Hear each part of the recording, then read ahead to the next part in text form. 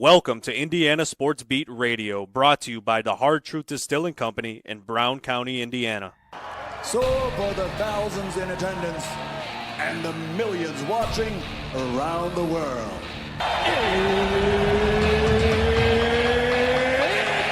Time! 3 on the way. Oh! It went in! It went in! And Indiana wins the ball game! Know your role and shut your mouth, you jabroni! Float game for the win! Tyree talked it to the Rolex wearing, diamond ring wearing, get stealing, wheeling dealing, limousine life, jet flying, son of a gun. Taylor's gone. Jonathan Taylor. Goodbye. Touchdown, Indy. I'm never taking a back seat to anybody that don't plan on starting now. Woo! IU America. They got a football team now. It's pretty simple. I win. Google me. And there's no doubt about it, yeah, you mean Gene Okerlund. You know that I'm the cream of the crop. Now, from the Hard Truth Studios, here's Jim Coyle. Hello, everybody. Welcome aboard to another edition of Indiana Sports Beat Radio, coming to you from high atop Rock House #1 from the Hard Truth Distilling Company studios on this pre-Thanksgiving Day special. Hope everyone is ready for a little day off, a little time off, some Thanksgiving. Happy Thanksgiving to everyone out there. We appreciate everyone so much for taking time to spend with us. And I hope you get to do the same with friends and family over the next few days and enjoy lots of sports, because there's going to be plenty of it. And we've got another good one for you today. Looking forward to getting to it. Lots to talk about. The college football playoff poll is out, of course, and Indiana is in, and they are in. And all they have to do is win by beating Purdue, as last night the show did. Indiana dropped to the 10th ranking, which will move them to the 11th slot. And right now, if things were to not change, Indiana would travel to Happy Valley and take on their former head coach, Tom Allen, who was the defensive coordinator at Penn State. And now, whether or not how likely it is that nothing changes, that's the question. We knew it was going to change from week to week, and that's probably going to happen again. To be honest with you, there's just too many games, and we've seen that it happens too often that things happen, especially within the SEC. They have got games coming up. Texas A&M, who is out right now, can work their way back in as they take on Texas. Not only would that give them a gigantic win, it would boost them into the SEC championship game. So there's another team that would come in, but if they did come in, that would raise Indiana up. They're not. I don't see them unless they won the SEC. Of course, that moves them up. So there's too much that can change right now with the games that are coming up this weekend. Yet Michigan and Ohio State, of course, we expect Ohio State to win that game, but that is a rivalry game.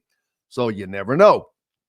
But I'm looking forward to talking about that today. Glad to have you along, no matter where you are and how you're listening, especially if you're on one of our great partners on our affiliates like 97.7 The Ref, ESPN, always the right call down in Evansville, Southwest Indiana, covering all the great people down there. Then up in the region on the voice of the region, 1240 AM, 104.7 FM, WJOB.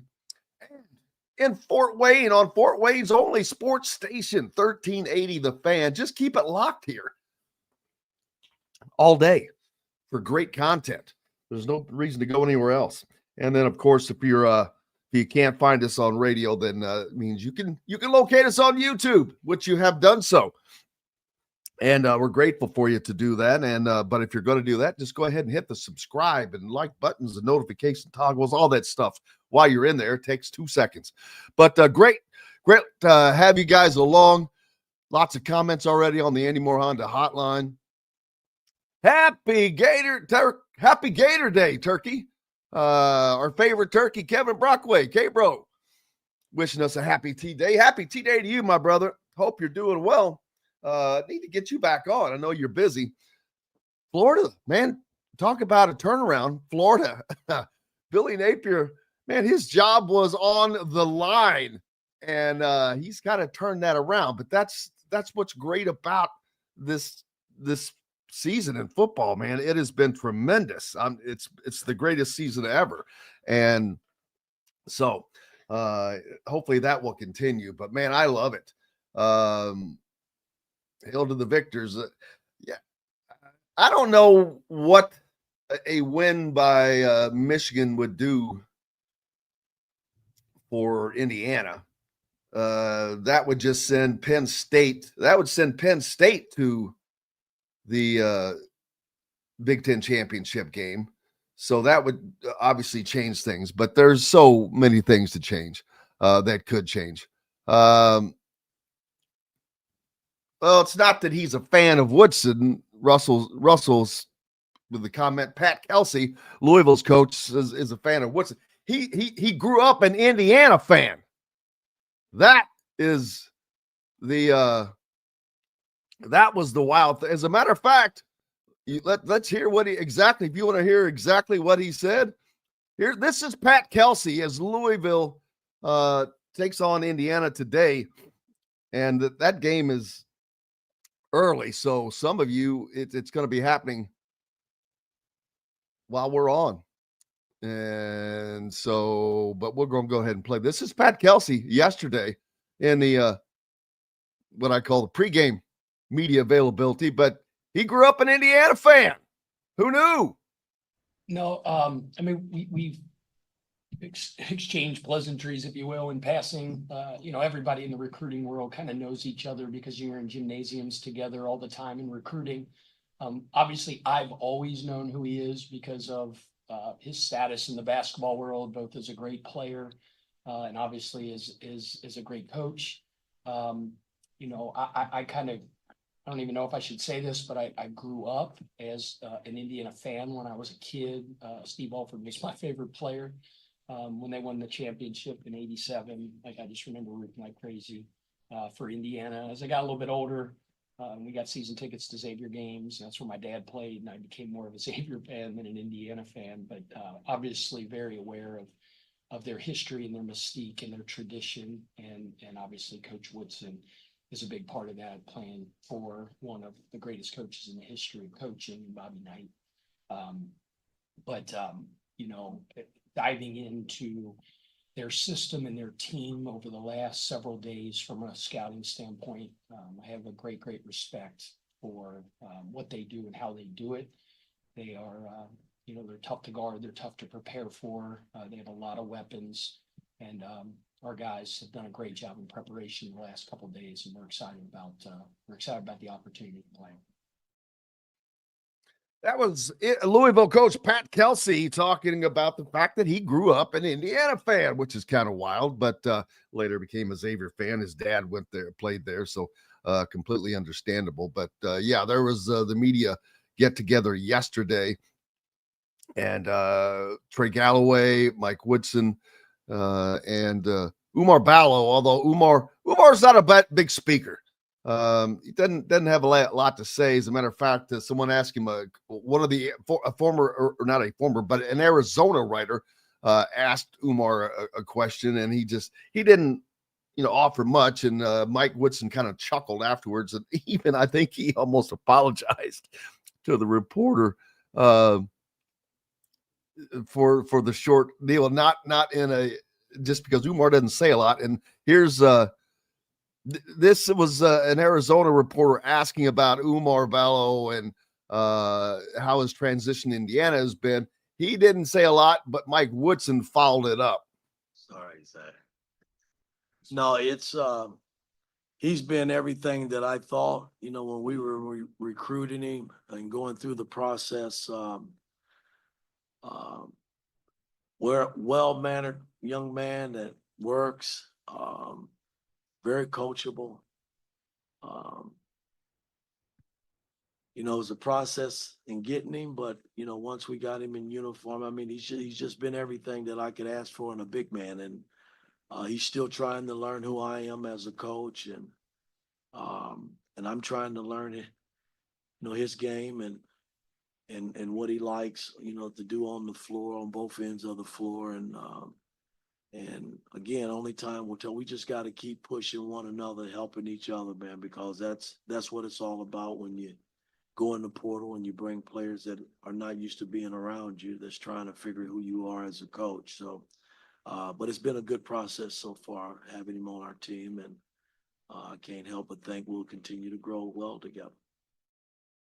That was Mike Woodson on Umar Ballo, of course. Now, they take on Louisville, like I said, and some of you will be having a fight between listening to us and watching the game. So I know that's not much of a choice. So we'll going to be talking a lot about football today as the college poll is out. Like I said, Indiana dropped to 10th. The slotted in the 11th seed because of the movement that has to happen with champions and whatnot. But as of right now, they go to Penn State, but that will more than likely change. I find it hard to believe that not only do we have more games this weekend, but then there are the conference championship games. And while most teams will probably not be affected much by that, I would find it hard to believe that we can make it through and have zero change. That usually doesn't happen, but it's certainly getting closer, and it's still a distinct possibility. We'll see how that movement happens and how it shakes out, but Indiana will definitely, or more than likely, be on the road. They're not going to climb into the group that can host a game. So they will be traveling, unfortunately. But that's something that we already knew. I knew that if they lost the game to Ohio State, that they would not be able to host a game, that they would get bumped down to the travels, what I call the travel zone. But that's okay. Being in is better than not being in. Now, but that does beg the question, if Indiana did have tremendous trouble with the noise at Ohio State, well, if you go to a place like Penn State, it's not going to be any different. They also pack in 100,000 people.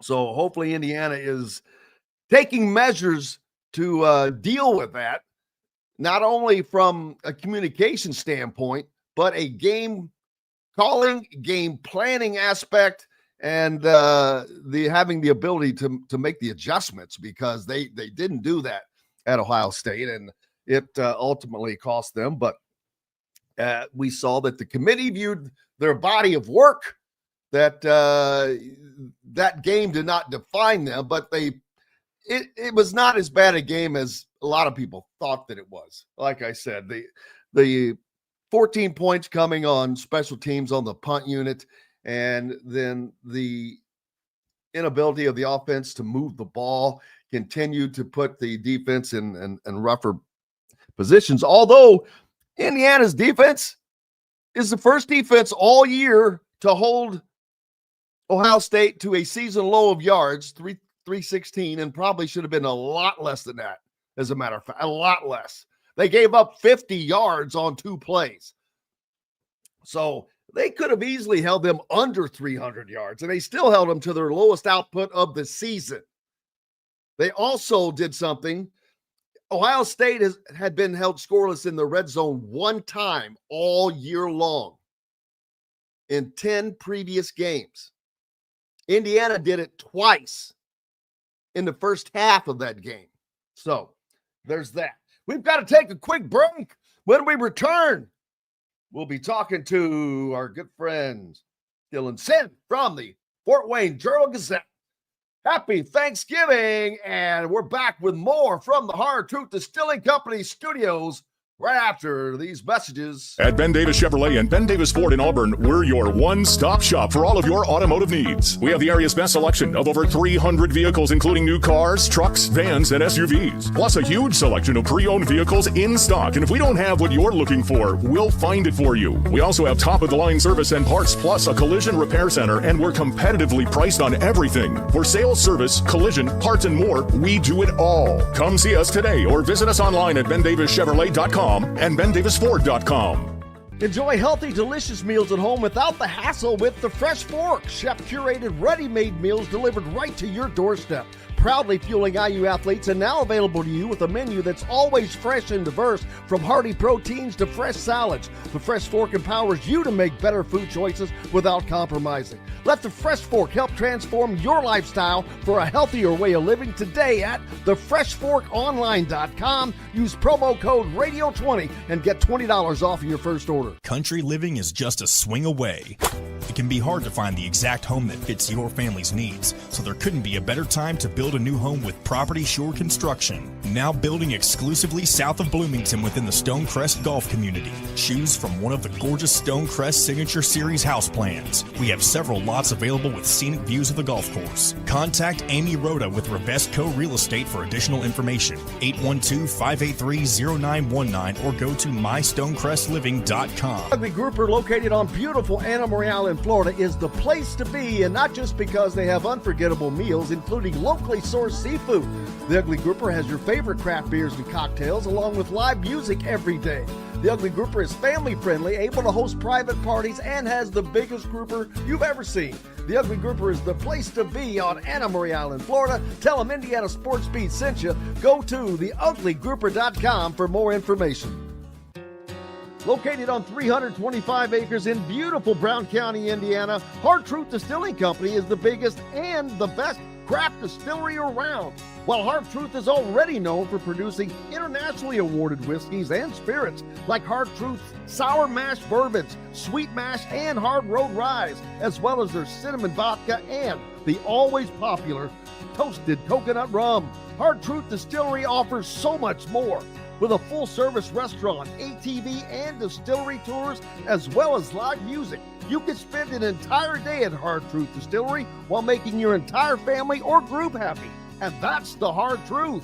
Hard Truth products are available across Indiana, as well as many other states. So no matter where you shop, if they don't carry your favorite Hard Truth product, tell them you want the truth, the Hard Truth. Hard Truth Distilling Company encourages you to enjoy all of their products responsibly and to never drink and drive. Welcome back, Indiana Sports Beat Radio, coming to you on this Wednesday before Thanksgiving, and I hope that you're ready for it, ready to chow down. I know Dylan Sinn is ready to, from the Fort Wayne Journal-Gazette. Dylan, how are you doing, friend? I'm good. Thanks for having me on, Jim. Good to be on with you. Always a pleasure, brother. Always a pleasure, and a big weekend coming up for a lot of teams. If some are still working to find their way in to the college football playoffs, as the latest poll came out last night, of course. Notre Dame, where did they move up? Are they still sixth, or did they move up? They're fifth. They are ranked fifth. They are seeded sixth. Yeah, everybody gets the drop down. But that still allows Notre Dame to host a game which, unless they lose to USC, they're not going to move out of that. They may move here or there. If, say, Oregon were to lose to Ohio State, maybe they get bumped down one. I don't know, because they're not going to move Oregon down a bunch. Right. I would not imagine. But there's a lot of thought that the possibility of Indiana winding up traveling to South Bend. Right now, that's not the case as it stands, as they would travel to Happy Valley. But the likelihood of this staying the same is almost nil. We've seen the massive changes that have come week after week, but there's probably going to be less change now that we're closer, but I still expect change. I don't know that Indiana will end up going to Penn State or not. We'll find out, after the conference championships play out. But right now, that would be a kind of amazing. They didn't play Penn State this year, and they would face their own head coach, Tom Allen. Boy, wouldn't that be a lot of fun? And it's funny because they almost got Penn State in Happy Valley last year. Remember it would be kind of an interesting kind of callback where that was a moment where it almost looked like Tom Allen was going to save his job. They almost went in there and won that game. And that would be a really interesting kind of callback to that. I do think that if Notre Dame goes and beats USC by 10 points or so this weekend, I think Notre Dame would probably jump over Penn State. They would both be 11-1, and Notre Dame would have a better performance against a common opponent. Because remember, USC took Penn State to overtime. So if Notre Dame goes and wins relatively comfortably, I think you probably jump Notre Dame over Penn State into that number 5 seed, or into that number 6 seed, I should say, because currently Notre Dame is ranked 5th and seeded 7th. I misspoke earlier. So they would jump Penn State, move into 6th, and that would put them hosting IU at 11th. But as you said, of course, that would be if chalk holds everywhere else. And like SMU doesn't lose to Cal this weekend, or Miami doesn't lose to Syracuse or something like that. So or Georgia losing to Georgia Tech. I don't think that one's going to happen, but you never know. So that would be if chalk holds. But I think there is a there is a significant possibility right now that IU ends up going to South Bend. I think that is a real possibility that is on the table here. And I'm trying to think what they're going to have to travel regardless. Yeah. And so I'm trying to think as far as scenarios, what would be the best scenario for them? I don't know. Penn State has not looked as strong to me as Notre Dame has played lately. Sure. And so I'm with the issues that Indiana's has had here of late with their offensive line kind of getting, I don't want to say exposed, but beaten by Michigan. Did a great job of getting to the quarterback and sacking him. Of course, Ohio State did. Who would you see would be the better matchup for Indiana? That's a tough question because both Notre Dame and Penn State have pretty good defensive fronts. I think Notre Dame's is a little bit beaten up right now, but obviously that could change in the basically 4 weeks that we have now until the playoff game would happen. So I think it would probably be Penn State. I think that they're not playing quite as well. Although, check back with me if USC gives Notre Dame a game on Saturday, and we learn that this Notre Dame kind of run they've been on has been more of a result of a weaker schedule than it is Notre Dame really improving. We'll find out. I think Notre Dame probably wins that game, and they look impressive doing it because they've been impressive for about 2 months now, but they got to prove it against someone who has a real pulse here, and they haven't done that since basically they played Georgia Tech in the middle of October. So we'll see. I do think that right now I would say Penn State, especially a conference rival, you at least have some familiarity with them, and it wouldn't be a whole new scout. But you could talk me into Notre Dame as well. And I heard a stat last night that was kind of mind-boggling. I didn't really realize USC, as you know, they've been kind of a punching bag for us this year because it's USC and they're in like 15th in the Big Ten. But they've had fourth quarter leads in every game that they've lost. And they've only lost by a total. I can't add them up in my head, and I don't remember what it was, but it's not very many. Basically, it's not very many. The biggest margin of defeat they've had, I believe, is 5 points. It's wow. been and it's been really close in some of these games. And like the problem is for them is that it's still a bad season for them because like they lost to Maryland. Like there's no way to lose to Maryland and see that as being a good thing, right? They lost to an LSU. They beat an LSU team that's pretty good, but they lost. They couldn't get it done against Penn State, right? They've just played all of these one-score games. I think it's 8 one-score games they played this season. They lost to a Michigan team that I don't think is particularly good.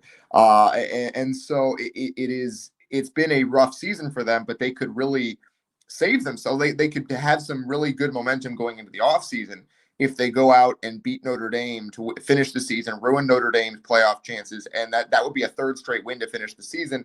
That's the type of momentum you want going into the transfer portal cycle. So they have a lot to play for this weekend. Absolutely. And Lincoln Riley has a lot to play for as well.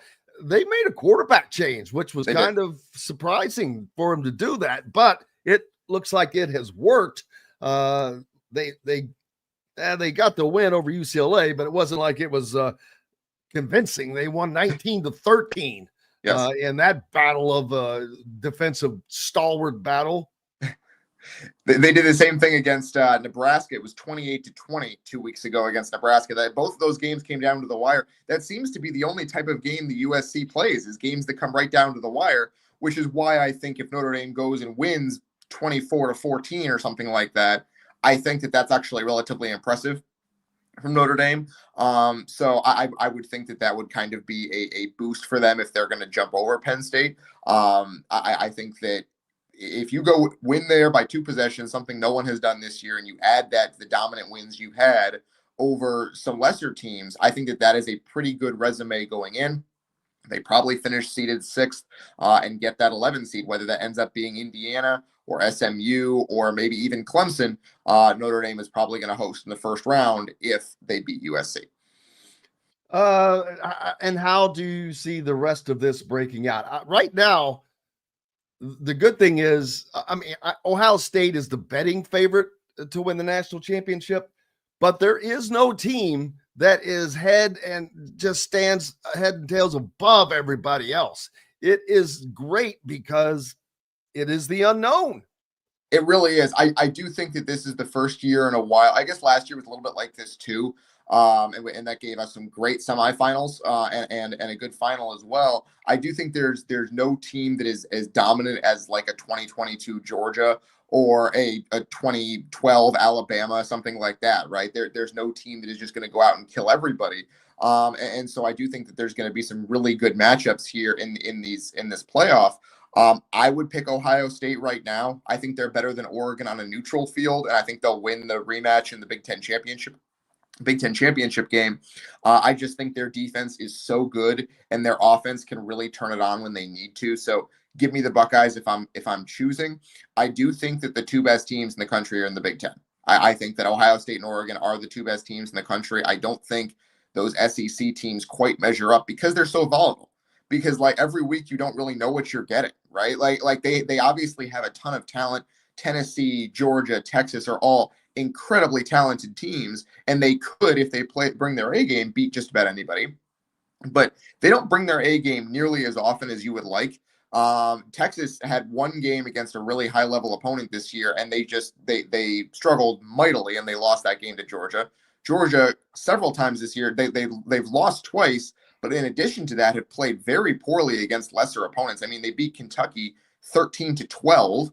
They beat a terrible Mississippi State team 41-31.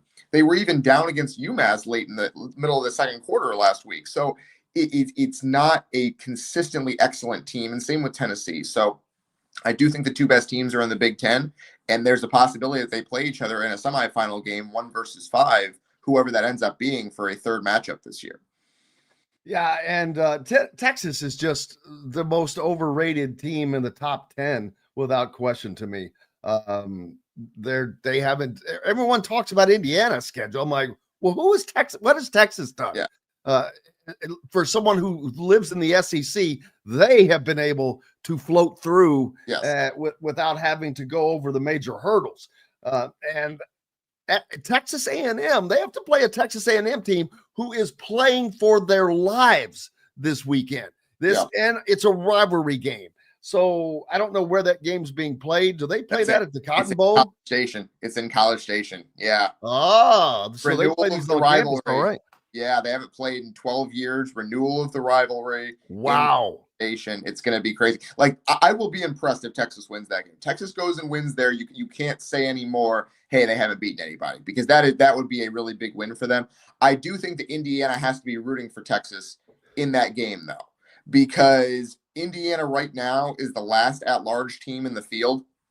And there is a There's possibility. no way on God's green earth that they will take a 4-loss team. No. Here's what I'm saying. Because if Texas A&M beats Texas, then Texas A&M goes to the SEC championship game. And if they win that game, they obviously get an automatic bid, and they steal a bid from the last at-large team, because Georgia is the other team in the SEC championship game. They're not going to kick Georgia out of the field for losing that SEC title game. So basically what you would have is kind of like in college basketball, you would have a bid stealer, right? A Cinderella team winning a conference championship that wasn't expected to, and taking a bid away from an at-large team. And so that would mean there would be one fewer at-large spot, and currently IU is the last at-large team in the field. So if Texas A&M beats Texas and Georgia, I don't think that's going to happen, but if it does, that would be Indiana probably out of the field because there would be no spots left. So that unless they decided that the ACC runner-up, whether it's Miami or SMU, gets kicked out and they keep IU in. I think IU would probably lose out in that scenario as they're ranked below SMU and Miami right now. So that has to be. Still find it hard to believe that they would boot an 11-1 Big Ten team out and have a 4-loss team. I know that if they won the championship, they get the bid automatically. Right. But something has to drop, and it cannot be an 11-1 major conference team. It would either be 11-1 Indiana or 11-2 SMU. Those would be the two teams fighting for that last spot. Bye SMU. So that is my question, is that would mean that SMU went 11-1 and then lost in the ACC championship game. And do you want to penalize a team for losing a conference title game, basically, right? And they've already said that that's not the plan. Right. And I agree with that, because if you make it there, but I was also talking about conferences that are pretty strong, not one like the ACC that is weaker than grandma's tea.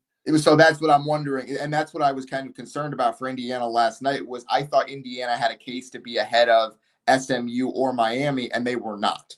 And that tells you that the commission thinks, the committee thinks that what those two teams have done so far, SMU and Miami, has been pretty strong. And so I do wonder if that happens. Again, this is a remote possibility, but because Texas A&M would have to beat Texas and Georgia, remember. But that is a possibility that is on the table, that it would be IU that ends up being on the chopping block because of that bid stealer. So that's something to watch out for. If you're rooting this weekend, root for Texas over Texas A&M. That's going to be a heck of a game, man. You talking about some storylines there. And then in the Big Ten, of course, you've got Indiana hosting Purdue, which should be an easy win for Indiana. They are a big favorite. But again, this is a rivalry game. Indiana, the offense has not been Indiana for a few games. Of course, they have played Michigan and Ohio State in that period, not Purdue, which is 1-10. But don't forget, Purdue also was down by 1,000 at the half to Illinois and scored 40 second half points to put that game into overtime somehow. They scored more points in the second half of that game than they have in 90% of their games. I don't know how that happened, but and it's a rivalry game, so don't forget that. This Purdue has nothing to play for other than beating Indiana. That is their entire season. And I'm not going to say it's Ryan Walters' job, but it would certainly be a boost for him. Absolutely, it would. And I do think that one thing to watch out for is that Purdue has been throwing the ball a little bit better recently. Hudson Card has actually played relatively well these last couple of games. And in fact, against the Michigan State in the second half, they outscored Michigan State in the second half of that game 14-0. And Hudson Card threw for 350 yards and would have thrown for more had he not had some drops by his receivers, like some stone cold drops that those guys usually catch. Like, their receiving core is not terrible. And so I do think that it's going to be a decent test for this Indiana defense, which has played very, very well this season. The defense has been great. Even as the offense has struggled, the defense has kept on rolling. I thought it played well against Ohio State for the most part. But this is going to be a test for them. And I do think that there's a concern that after a loss, Indiana is almost too keyed up to face Purdue, like, oh, we're going to hang 75 on them. And then you end up in a 10-7 game early in the third quarter. And it's like, okay, we weren't prepared for a close game here. Right. So Indiana has risen to every challenge all season until last week. I think Cignetti will have his team ready to go, but they're going to need 4 quarters from this game in order to put together the kind of performance that is going to impress the committee. So I think that is going to be something that I'm watching for is, okay, even if you get off to a good start, but you got off to a good start against Ohio State, can you sustain that for 4 quarters? Because that is what the committee is looking for. Go win by 24 or something like that, get out and get to 11-1. That is what I'm looking for this weekend. Let's see, where did that comment go? I just had up that Russell, someone said that they don't think Purdue, there you go, Brian's, he doesn't think Purdue has the money to fire Walters after this season. So the buyout would be $9 million, I believe is the figure right now. That's it? Yeah, I know. And that's funny. I say that's it, but that's in comparison to thinking of everybody else, what they've been facing. That's lunch money for what most people have been looking at. Of course, it's not some people. Right. Like the signals have been that, like, the reporting has been that it is likelier than not that Walters comes back. I do think that it's notable that they have not announced anything yet. I think if you were going to bring him back, you probably would have made an announcement saying that he was saying that at this point. So I am not completely convinced that reporting is correct. The fact that they have not given him kind of the public vote of confidence suggests to me that they are still deciding. And if you're still deciding before you go into the Indiana game, that doesn't bode particularly well to me. So we'll see. 1-11 with 11 straight losses to end the season after going 4-8 your first year is tough. It is really, really tough. And, like, I understand the idea of wanting to give him a chance to hire new coordinators and so not throw the entire thing out. But they had a pretty good, like, their roster this season is not quite as bad as 1-11. I don't think. They did pretty well in the transfer portal last offseason, and they brought back 4 starting offensive linemen. They should not have been this bad this season. They should have won some games along the way, either the Illinois game, or they should have beaten Northwestern, or they should have beaten Oregon State, which is a mediocre, basically G5 team at this point. It's bad there. And I don't know if another offseason is going to fix it because they lost so much of their recruiting class when they. I was going to say that's another big part of this is they have been decimated. They have lost tons of recruits. Yes. And so that makes this picture even worse for Ryan Walters. I don't know how it would go for them if they're going to really try to transfer portal heavy this offseason to kind of get back to 4 or 5 wins next year. I don't know how well that's going to go. So we'll see. They're playing hard for him. I'll give him that. Like, he has not lost the locker room very clearly. They still believe in him, which is half the battle to a certain extent, right? But the other half is being competitive. And for a lot of this season, they just haven't even been competitive. And, like, again, they played well against Michigan State. That is a point in his favor. And if they play well against IU again this week, even in a loss, I feel like that's probably enough to get him over the line. But the fact they have not come out and said anything publicly suggests that they are still mulling this over. And that is not a good sign when you're 1 game from the end of the season. Indiana football did get a boost. Speaking of recruiting yesterday, they made it onto the final 6 list of Cam Thomas, another high recruit. That's Indiana football is now what Indiana basketball was as far as recruiting. You know, when you always see Indiana listed in the final selections of these guys, that's now happening on the football side. That has never, ever happened.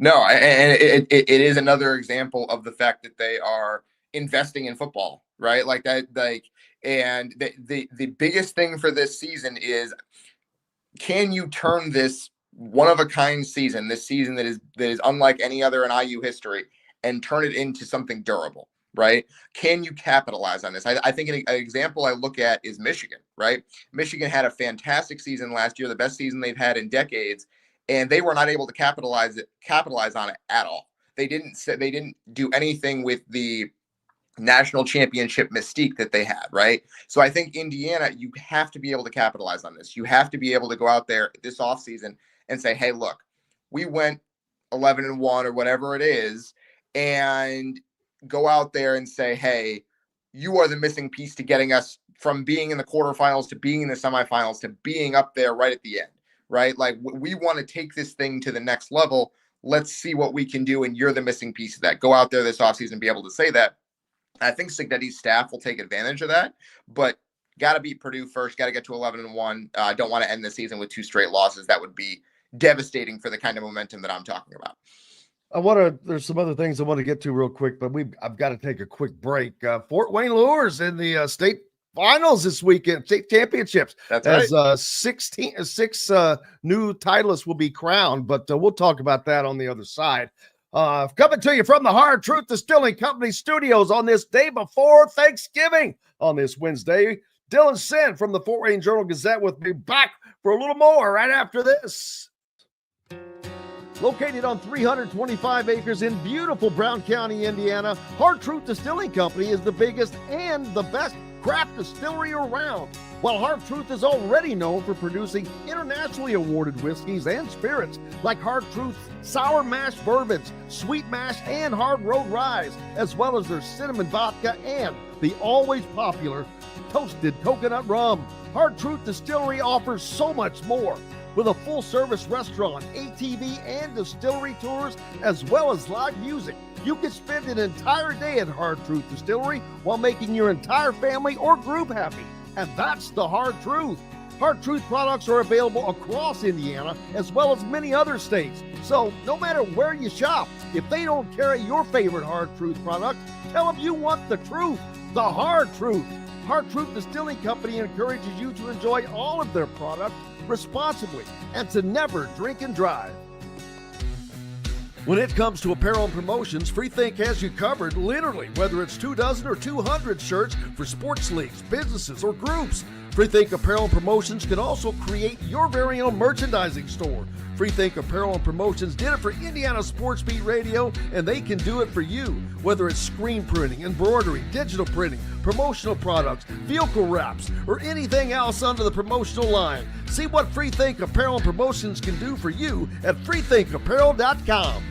Know a team or group needing a fundraiser? Boost Fundraising raises more money faster and offers the most unique and user-friendly online fundraiser in the nation. Your team receives personalized fundraising pages for each team member. Free team-branded promo gifts shipped to each donor. Boost Fundraising does it all. Sports teams, marching bands, charity causes, and community groups. Go to boostfundraising.com and be sure to enter the promo code COYLE, that's COYLE, to receive a discounted fundraiser.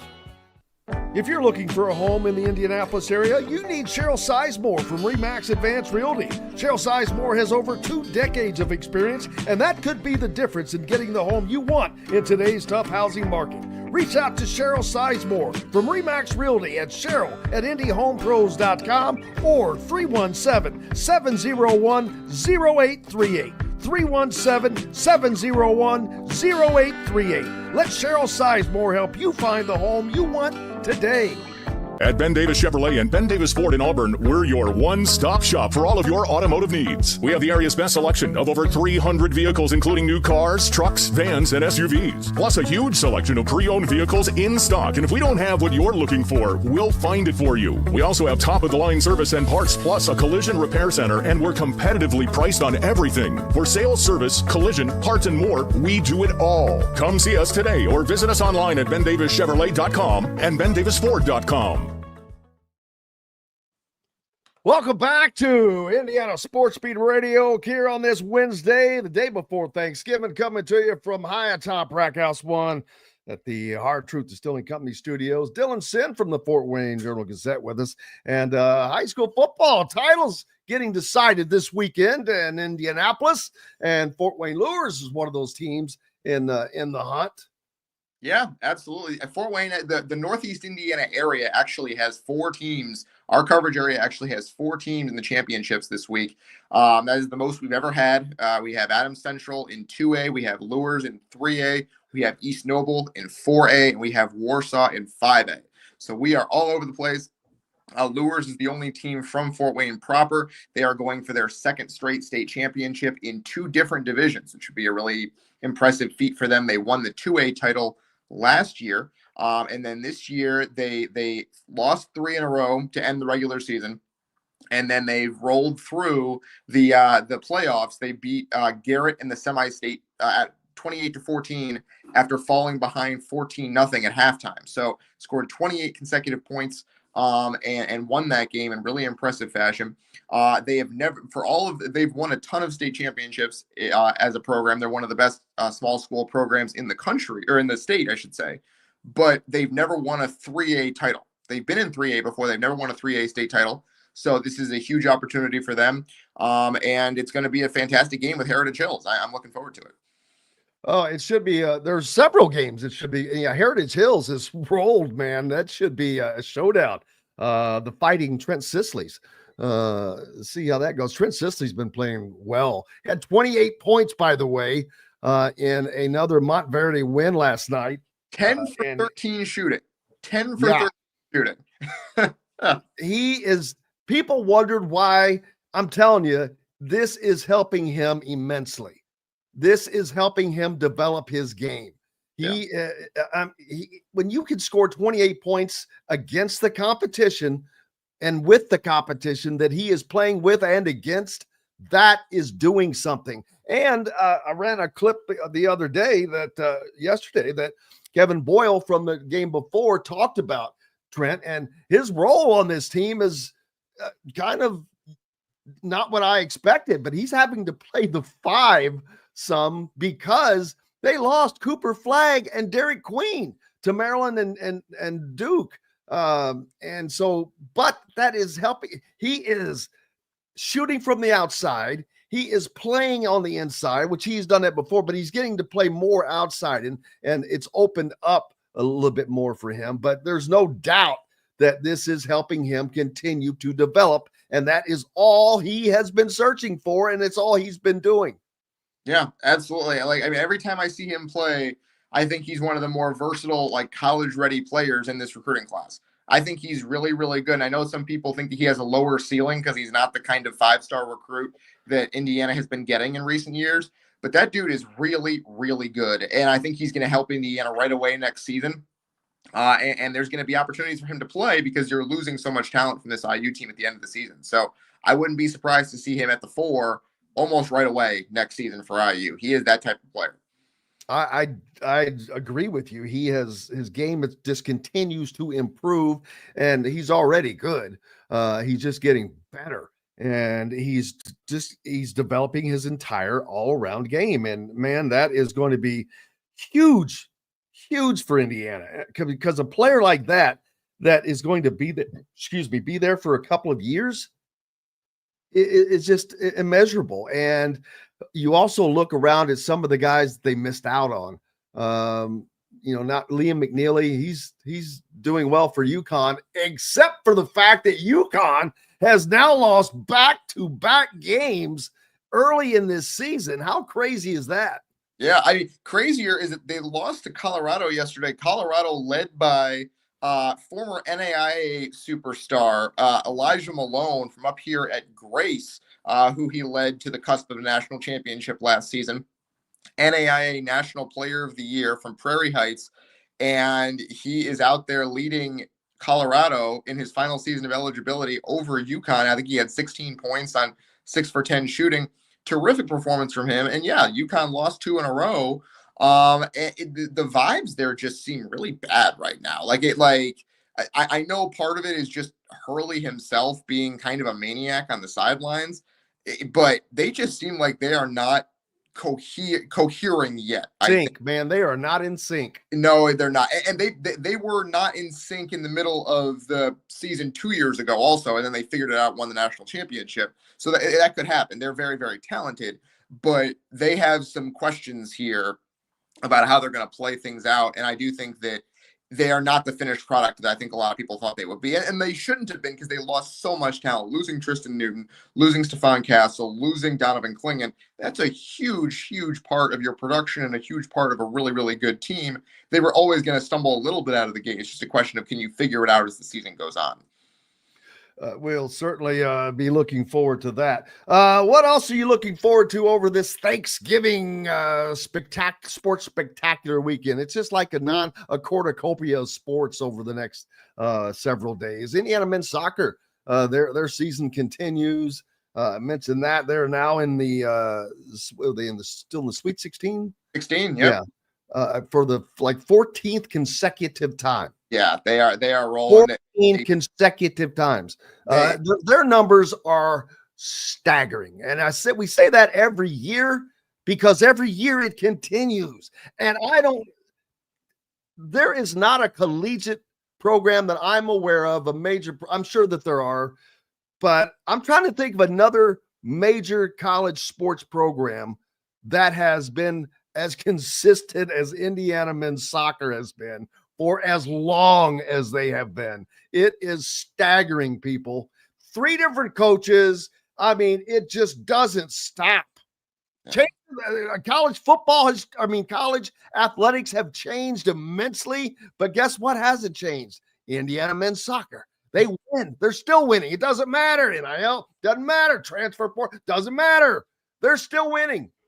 Yeah, and I do think they're probably going to get a boost from the revenue sharing, because I think Indiana is probably going to devote some portion of its revenue sharing to men's soccer, right? Like, we care about, at Indiana, you care about men's soccer in a way that a lot of other places don't. So I would guess that they're going to invest in that and use some of $20.5 million revenue sharing to go to men's soccer, probably at least some portion of it. So I would expect that to continue. And they were down in the opening round of the tournament against Akron.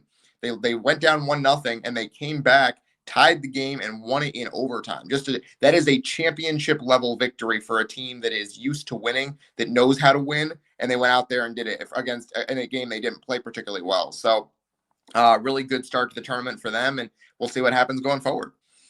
What is up with you? What are you doing the next few days? Well, of course, I'm going to be watching a whole ton of basketball. Both IU and Purdue play their non-conference tournaments. IU at the Battle for Atlantis starting in just a couple hours here against Louisville. And then Friday and Saturday, I will be at Indianapolis for the 4 state championship games that I mentioned. I'm going to try to make it to Bloomington for Purdue IU on Saturday night. We will see. We'll see how that goes. We'll see what happens with those championship games. But huge week of college sports on tap. Really, really excited for that. Absolutely, brother. Appreciate you stopping by as always, and have a good weekend. Happy Thanksgiving. Don't eat too much. Absolutely, Jim. Happy Thanksgiving to you as well, and say hello to everyone you love for me. Appreciate you, brother. Same to you. It's been great. Dylan Sinn from the Fort Wayne Journal-Gazette joining us here as he does each and every Wednesday. Always glad to have him along. And don't forget all the state finals that are going on this weekend. There is so much happening. Indiana hosting Purdue, Notre Dame out at USC, and Indiana down in the Bahamas. It's just tons of action that we're going to try to keep you abreast on and stay up with what's going on with everything, and it's going to be tough. We won't be here tomorrow, obviously, on Thursday for Thanksgiving, but planning to return for Friday. Too much going on to leave you guys out in the cold, so we'll definitely be back on Friday with another show. So looking forward to that. We will take another quick break, and that will wrap it up. We'll be back with more Indiana Sports Beat Radio right after these messages. Andy Moore Honda is Bloomington's #1 Honda dealer for a reason. Buy a new Honda and get a 3-month break from car payments. That's right, no payments for 90 days. That includes the all-new, all-electric Honda Prologue, and you get it for just 0.9% financing. Or the 2024 Honda Ridgeline Black Edition or the Honda Accord LX, both for just 1.9% financing. Get more to your door from AndyMooreHonda.com, Bloomington's #1 Honda dealer and your best place for new and used vehicles. Hoosier Hanks East, located on College Ball Road in front of Kroger in Bloomington, is everything you could want. Great food like their custom pizzas, wings, wraps, unbeatable daily drink specials, live music on Fridays, and Hoosier Hanks East is home to Inside Indiana Football and Inside Indiana Basketball coaches shows hosted by Don Fisher. Be on the lookout for Hoosier Hanks ticket giveaways to Indiana and Colts games on social media. Stop by and meet Hoosier Hank at Hoosier Hanks East on College Ball Road in Bloomington.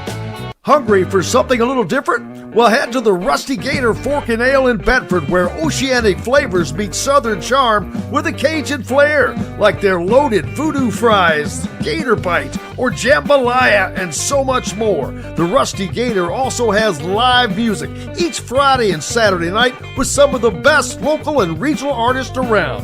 Visit the Rusty Gator Fork and Ale in Bedford and get your Cajun on.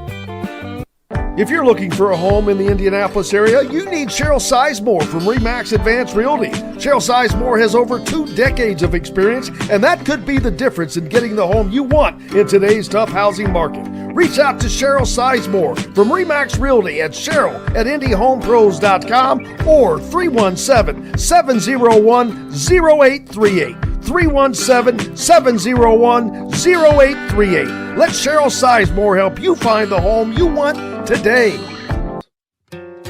Located on 325 acres in beautiful Brown County, Indiana, Hard Truth Distilling Company is the biggest and the best craft distillery around. While Hard Truth is already known for producing internationally awarded whiskeys and spirits like Hard Truth's sour mash bourbons, sweet mash, and hard road ryes, as well as their cinnamon vodka and the always popular toasted coconut rum. Hard Truth Distillery offers so much more.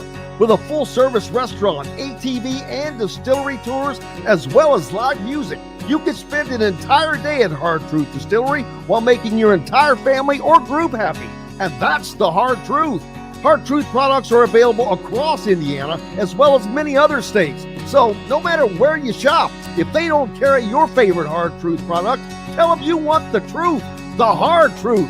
Hard Truth Distilling Company encourages you to enjoy all of their products responsibly and to never drink and drive.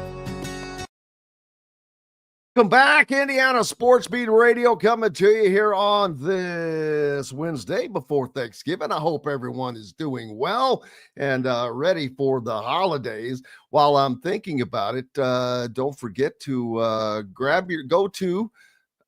get yourself the SIG 10 stuff. Go to isbradio.itemorder.com.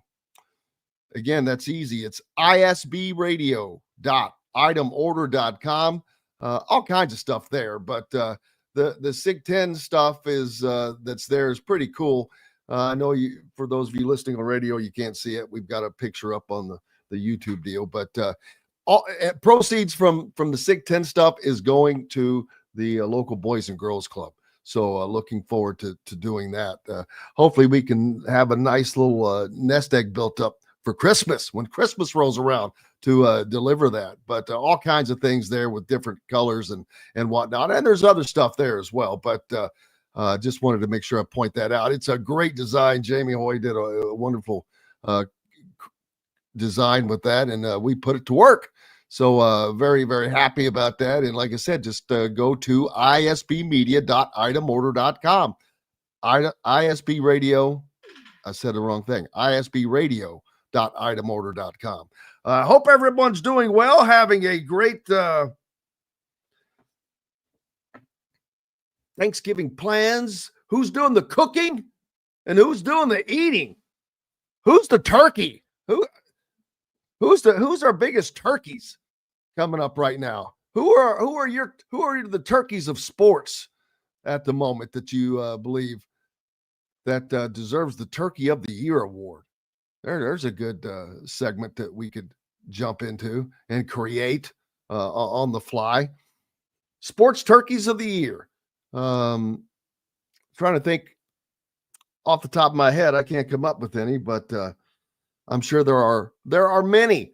The Indiana Basketball Hall of Fame announced their latest class into the Indiana Basketball Hall of Fame. If Kyle Neddenriep joins us today, as I was hoping, then we'll talk about that. But there's all kinds of basketball is starting as well in high school, so that's coming up.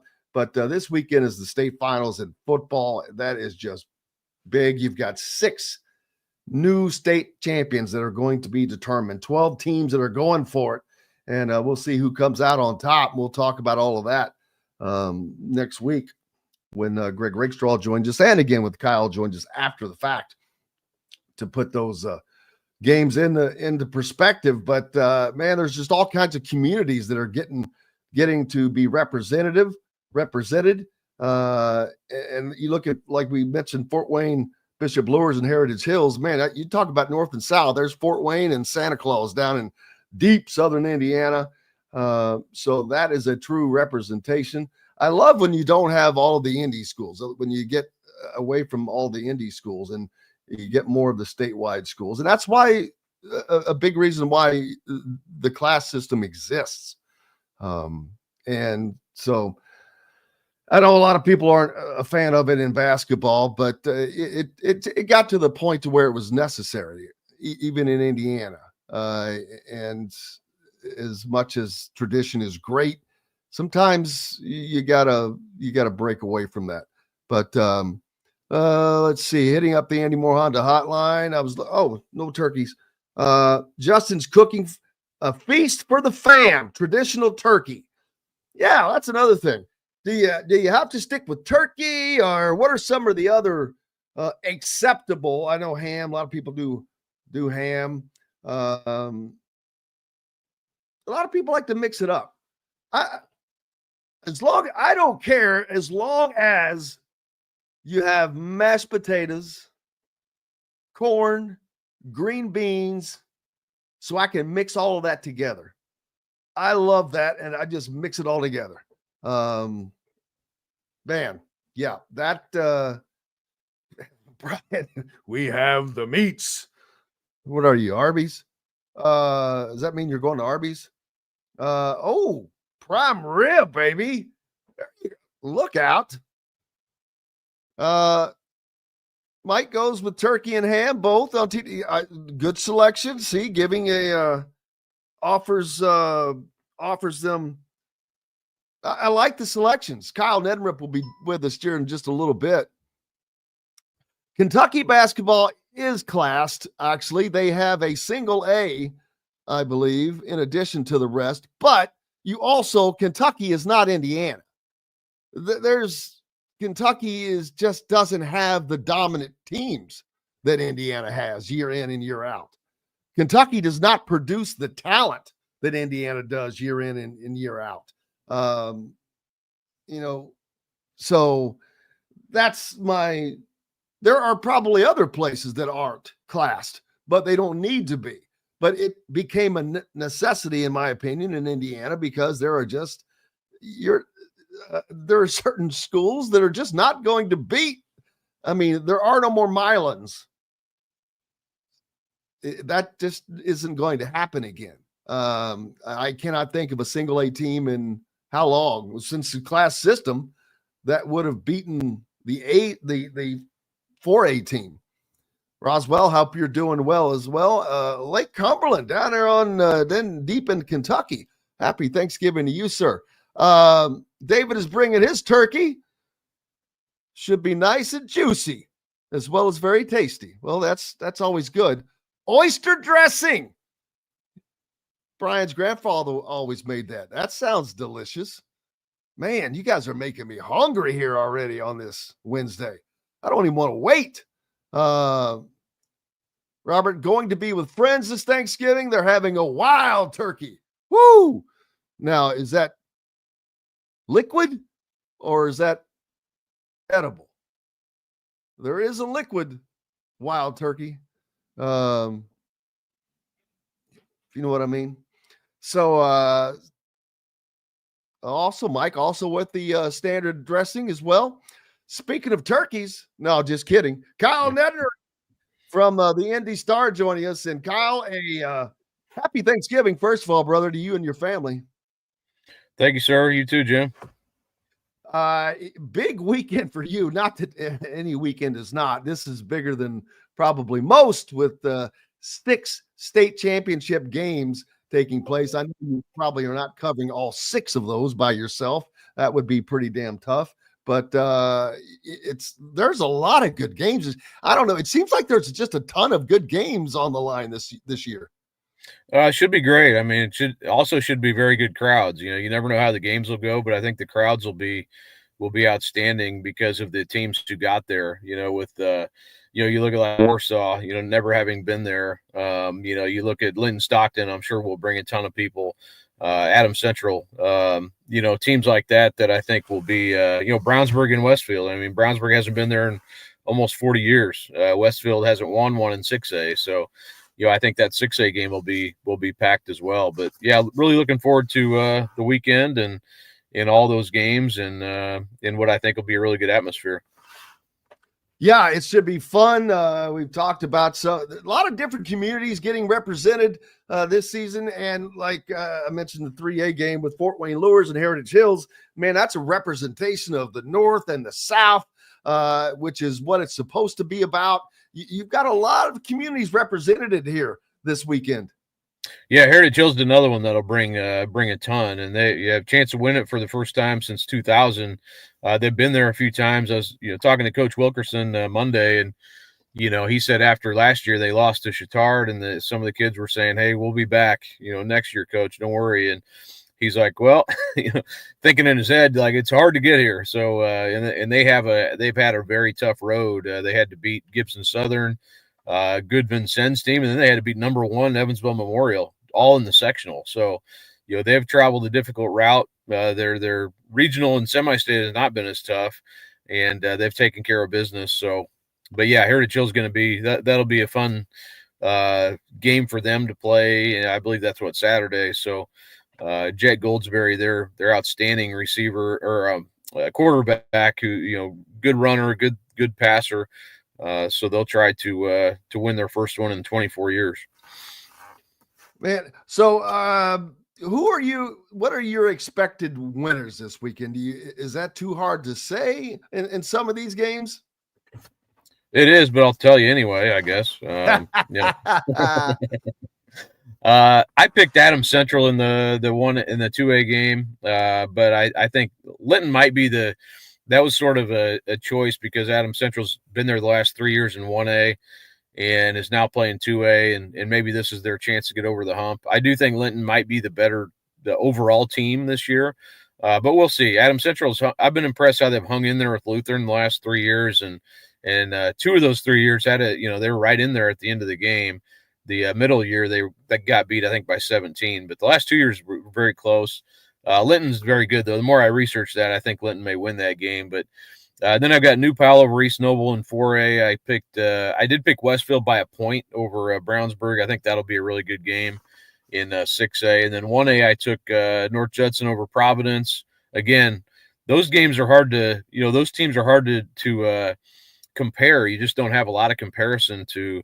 They're from opposite sides of the state, obviously, and they're just play totally different opponents for the most part. So, and then I did take Heritage Hills over Lures, and I took Decatur Central to beat Warsaw in the 5A game. 5A game should be pretty fascinating because of the different styles of play. Warsaw's under Bart Curtis, they run the ball and do it really well. Their quarterback, Drew Sullivan's got a ton of yards, and then Decatur, as we know, man, they will run it too, but they're an explosive, dynamic offensive team. Casimir Hicks is their speedster at receiver. It'd be fun to see what he does on that turf on Saturday night.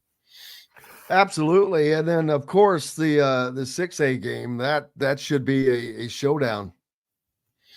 Yeah, absolutely. And those teams know each other well. They're in the same conference. They played. I actually covered that game. I think it was whatever week that was, the hurricane came through and wiped that game out. And then I covered it on Saturday afternoon of the next day. And, I came over, I was at Ben Davis Lawrence North that day, and then watched Brownsburg and Westfield. And Westfield lost 17-13. That was a game you kind of felt like they left some stuff on the table, especially in the first half. They went for it a couple times, didn't get it.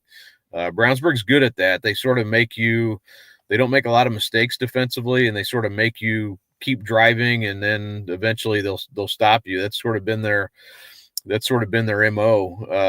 And they're riding a wave of just great wins. They beat Center Grove last week. The week before, that nail biter with Lawrence North. That miraculous comeback they had against Ben Davis in the first round or the second round. That was the sectional championship game. So they're riding a emotional high right now, I'd say. And And but this Westfield team, they don't make a lot of mistakes, and they're going to run the ball. They got a really good offensive line, and that'll be a tough matchup.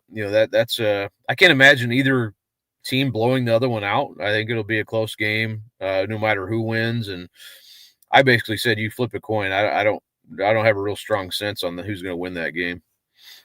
Upset of the weekend. Probably Adams Central was the one I picked. I don't know if it's a huge upset. They've been there obviously, but it's hard to say upsets when you reach this level because you've gone through a lot of people to get here. Yeah, I will. Adams Central probably is an upset though because they're actually a 1A school playing 2A by the success factor. So, they're a little bit smaller school, but Coach Mosser there, Michael Mosser, he has been there so many times now, and I really like the way he goes about things and runs his program, and they do what they believe. And this is probably not their most talented team that they've brought here, but maybe it's mojo for them to finally win one this year. So that's sort of my upset pick for this weekend. And who you're expecting to be some of the standout players of here? I know that there are some great ones in this. When you've got 12 different teams, man, that's 12 different quarterbacks and 12 different everything of stars. So there's a lot of potential guys that to make a name for themselves this weekend. Yeah, I'd say, and not to go against the grain, but New Pal's defensive tackle, Michael Thacker, he's committed to Ball State. His brother plays up there. He's a guy who's had a great career at New Pal and now getting a chance to play on this stage. And, I'd say watch out for, his numbers, I don't have them in front of me, but his overall career numbers are insane. His number of tackles for loss, his sacks, his overall tackles, his disruptive plays, fumble recoveries and fumbles caused and all those things that he's done. I think he's going to be a strong contender for the defensive line Mr. Football Award this year. And he's sort of a little bit undersized a little bit, but man, is he good. For Westfield, I'd say Deacon King, their running back, who has he's got some, all of his offers. I don't know offhand. I know he's got Purdue and IU, I believe, and Notre Dame's interested. And he's only a junior, so he's still got some time there. But he's a guy to watch for Westfield, I'd say. For Brownsburg, their sophomores are. The interesting thing to me is two of their best players, or actually more than that, but a couple of them, their quarterback Oscar Fry, and their top receiver, maybe second top receiver. I don't know the stats offhand, but Brandon Sharp's only a sophomore. So, they've got two sophomores that sort of lead them on offense. And I'd say that bodes well for their future, but Sharp is super quick. Say that very thing. Yeah. And they will lose a lot. The senior class has been really good for them, but you don't want to dismiss those guys, but they have Avon Robinson's only a junior for Brownsburg too, and he'll be back also, but yeah, they just really good receivers on that team. And, so those are a few. I mentioned Jet Goldsberry for Heritage Hills. He'll be a guy to watch. Casimir Hicks for Decatur Central will be one to watch. North Judson, they have three guys with over 1,000 yards rushing, which I don't know how many times that has happened. Wow. They have one guy, Wilcox, with almost 2,000, then another with 1,500, and their quarterback has 1,000. So they are sort of that wing T, flex bone type offense that multiple guys can get the ball, and they often do. So very good team, very good running team. It's kind of hard to have 1,000-yard rusher on your team when you got one that's got over 2,000. Yeah, exactly. Much less two. I mean, that's got to be a state record, man. I'm like, wow. Well, I was talking to their coach about that, and he was wondering that too. I don't know the answer to that, but it has to be pretty rare, I would say. I would just claim it and let somebody else prove me wrong. Yeah, claim it until someone tells you different, I guess. Absolutely. A lot of basketball going on. I know high school is it started yet? Yeah, they started. There were some games Monday. I went to Fishers and BD last night. So yeah, it's underway. My first game I had was a double overtime JV game. So I've jinxed myself for the entire season. I think I told both JV coaches that they're fired after the game. So I've taken care of it. Why were you covering a JV game? Well, it was JV varsity. So I got there as the JV game was at halftime. Okay. I was like, man, why don't do that to yourself? No, that's why I fired them. That's why I told them they're fired, because we didn't start until the varsity game started at like 8:50. So that was not ideal. But yeah, No.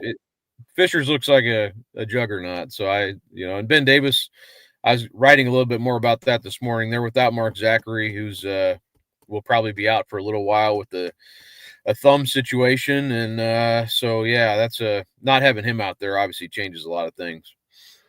Absolutely. Getting back to football from a recruiting standpoint, I know that Indiana has seen a great uptick in the people that are interested around the country. And what have you seen anything yet from statewide recruiting where people are just talking about it more, to the point where you can tell the difference? I mean, I think it's more sort of the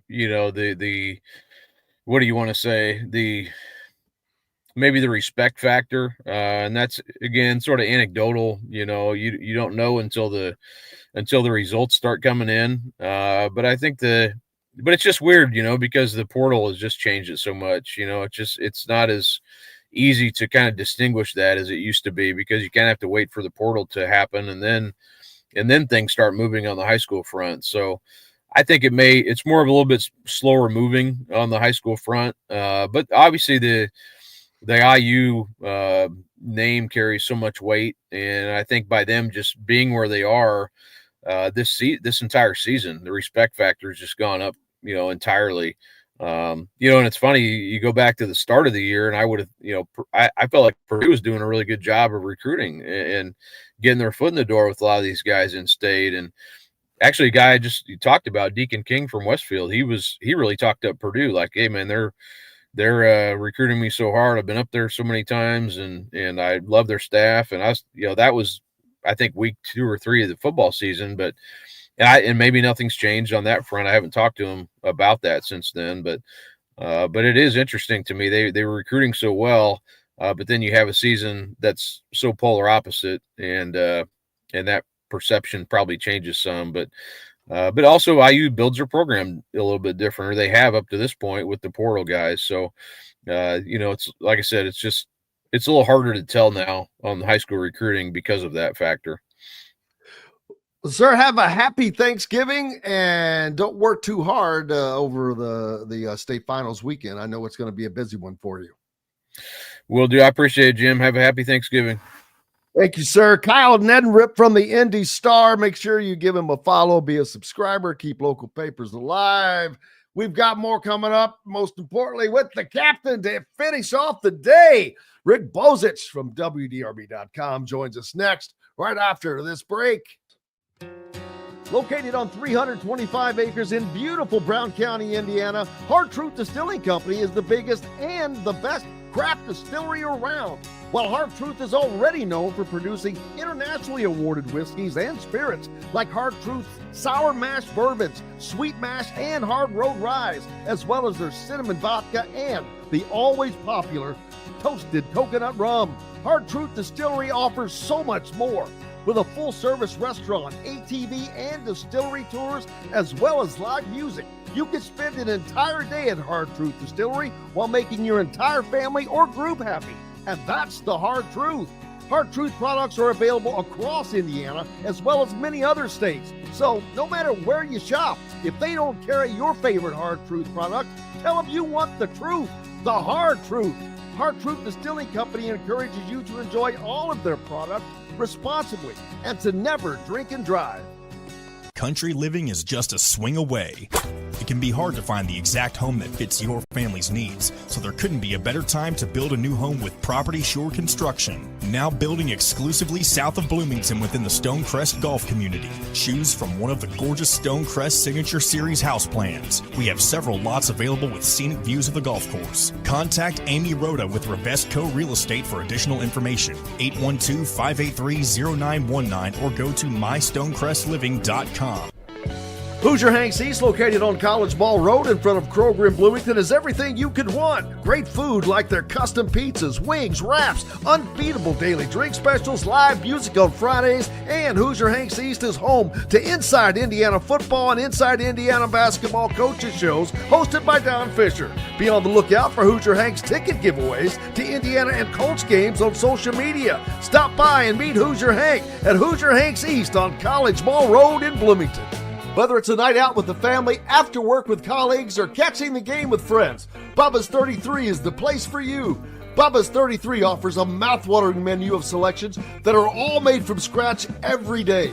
The portions are big, but the prices are small. And with over 50 big screen TVs, you'll never miss the big game. Bubba's 33, pizza, burgers, beer. Ugly Grouper, located on beautiful Anna Marie Island, Florida, is the place to be, and not just because they have unforgettable meals, including locally sourced seafood. The Ugly Grouper has your favorite craft beers and cocktails, along with live music every day. The Ugly Grouper is family-friendly, able to host private parties, and has the biggest grouper you've ever seen.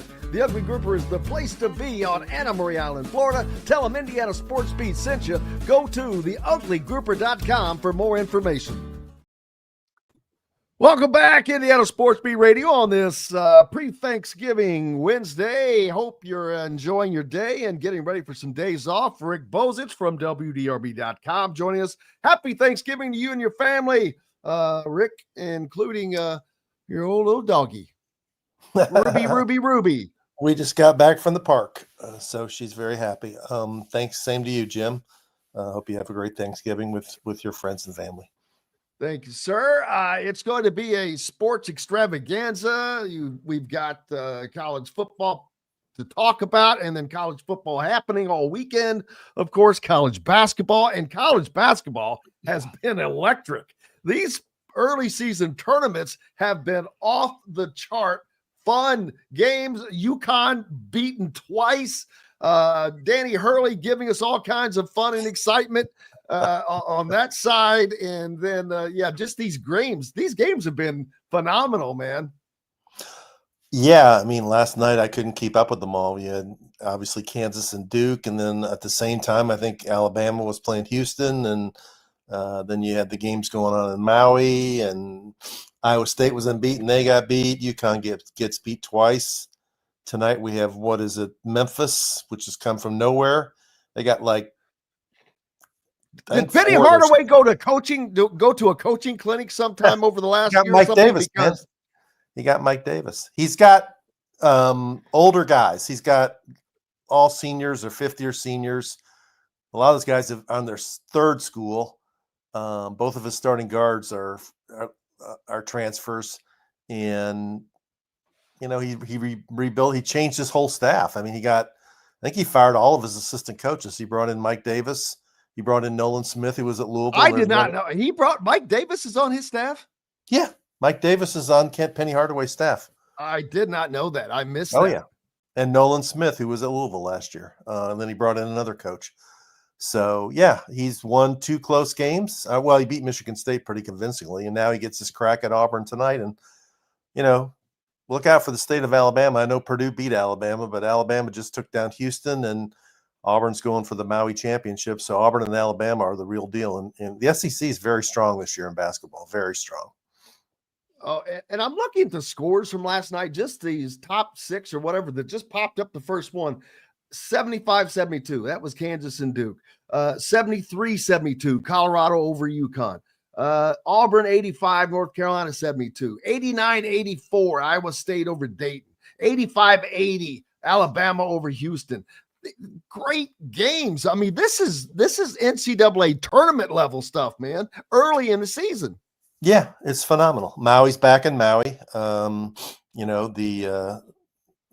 tournament in Vegas. It's not really a tournament, just a bunch of showcase games in Vegas are going on. There were games over the weekend in the Bahamas. Patino was down there and played a couple of games that were pretty good games. And now, we see what Indiana and Louisville and Gonzaga and Arizona have today with the battle for Atlantis, which starts at noon, obviously. My question right now, who's going to beat Kansas? I mean, Kansas looks to be a solid number 1 team last night, and they've got to get Mr. Dickinson's head on right. But he had a little daggone it. I'm drawing a blank on Aminu Timberlake and Christian Laettner. That was a little Christian Laettner moment last night. These guys are so stupid. I mean, there's video cameras everywhere. You're not going to get away with this stuff. Wait until you're in the middle of play and you can make it look like, foul him, but make it look like it's a game play. Right. But they don't do that. Yeah, and he's already got a not great reputation, so this just enhances it. People don't really like Hunter Dickinson, I don't think. And he's not Grayson Allen yet, but he's trending in that direction. Well, and you can tell that he did not have any emotional remorse display about it. Exactly. He knew it was coming because he knew he did it, and he knew that the intent was there. I think that's just my opinion on that. I mean, he knew it. It's not as bad as spitting on somebody, but putting your foot in somebody's face is bad. You don't do things in people's face. Nope. No, it's just ridiculous. And especially when you know that you're in a tough game, you have to be smart. And especially a guy who's an 18th year senior, you've got to be smart. Yeah. Luckily Kansas, they still have on the bench, Flory Badunga. There's their backup center.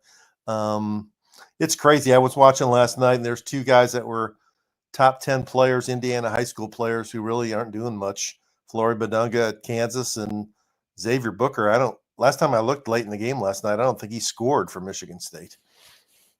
And he's then the you second have and then he's not there yet. Yeah. So it was kind of odd, but it was an opportunity for Badunga to get some playing time that he probably could use. But he's got his ups, but he's still, you could tell, man, he's got a learning curve to get over. Yeah. Xavier Booker played 17 minutes, no points, 2 rebounds. Lighten it up.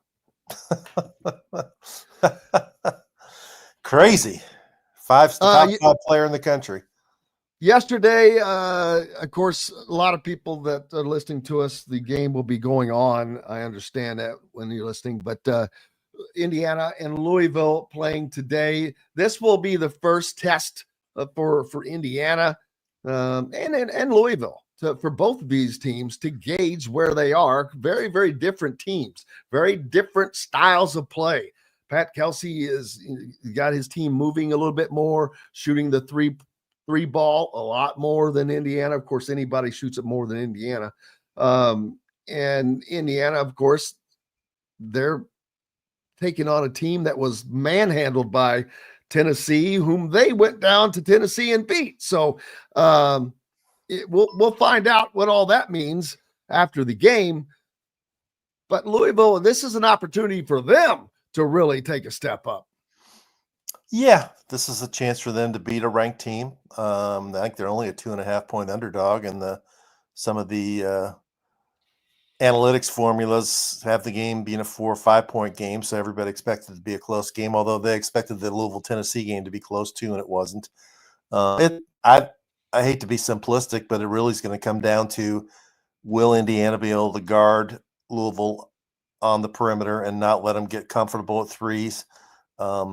They take, in proportion of their field goals taken, the percentage of their threes is the second highest in the country. Only one team takes more threes than Louisville in terms of the percentage of their field goals.